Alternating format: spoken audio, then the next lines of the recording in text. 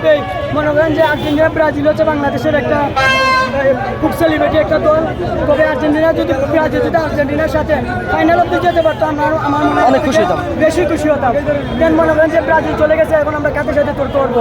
Brazil ফ্যানরা তো না India যেতে পারবে না পাকিস্তান যেতে পারবে, ওরা গৌরবন্দী। আবারও টোল করবে হয়েছে 5টা কাপ নিয়ে, এছাড়া কিছু করা হবে না।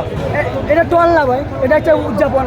এর আগে কিন্তু আমি ব্রাজিলকে সাপোর্ট দিয়েছি এতক্ষণ, অলরেডি এতক্ষণ আমি সাপোর্ট দিয়েছি যে ব্রাজিল ম্যাচটা জিতুক, কিন্তু দুঃখের বিষয় ম্যাচটা জিততে পারে নাই।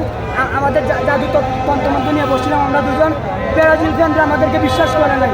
যদি বিশ্বাস রাখতো, আস্থা রাখতো, মেসি হচ্ছে আপনার বিশ্বের মধ্যে একজন জাদুকর, তার থেকে আমরা 10% জাদু নিয়ে আসছিলাম ব্রাজিলের জন্য, কিন্তু ব্রাজিলের ফ্যানরা আমাদেরকে, ব্রাজিলের সাপোর্টাররা তো মেসিকে সবাই ভালোবাসে, মেসির জন্য তো আমরা আজকে ব্রাজিলকে সাপোর্ট করছি। খেলা যতক্ষণ না চলছে ততক্ষণ পর্যন্ত আমরা ব্রাজিলের জন্যই শুভকামনা উদযাপন করছি, ব্রাজিলের জন্য উদযাপনের জন্য আশীর্বাদ করছি। আমরা এই জায়গায় নুনা জাদু করছি, আমরা তার জন্য জাদু কালো জাদু পর্যন্ত করছি। দেন কিছু করার নেই, ম্যাচ খেলাধুলা হচ্ছে হার জিতের খেলা। আরও কান্নার সময় হাসিটা কি ঠিক? এটা একটা বেস্ট একটা মোমেন্ট ছিল। তবে আমরা জেনারেলভাবে যতটুকু একটা হাসি ঠাট্টা করার জন্য একটা ছোটো একটা বোন ছিল, ওর সাথে একটু সময় কাটালাম, আড্ডা করলাম। তবে ওই জন্য প্রফেশনালভাবে আমি পর্যন্ত কখনো কাউকে আঘাত দিইনি।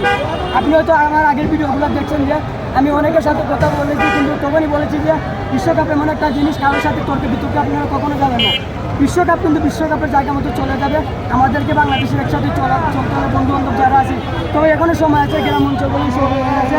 এই বিষয় নিয়ে কেউ কখনো ঝগড়ায় জড়াবেন না। ইনশাল্লাহ 2030 সালে কামব্যাক হবে ব্রাজিলের জন্য, শুভকামনা রইল। আর আপনারা যারা আছেন আর্জেন্টিনার জন্য শুভকামনা দেবেন, এটাই আমরা আশাবাদী, আর এটাই হচ্ছে ফুটবলের সৌন্দর্য।